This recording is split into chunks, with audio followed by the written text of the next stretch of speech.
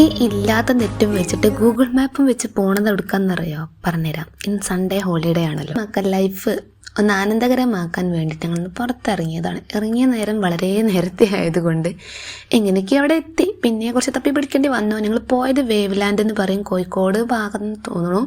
പക്ക കോഴിക്കോടല്ല എന്നാണ് എൻ്റെ ഒരു നിഗമനം. ഓക്കെ, ഇത് നമ്മുടെ വീഗാലാൻഡിൻ്റെ ഒരു മിനി വേഷൻ എന്ന് പറയാം. വീഗാലാൻഡ് ഞാൻ പോവാത്തത് കൊണ്ട് ഞാനൊരു മിനിയാക്കി കൂട്ടിയിരുന്നു.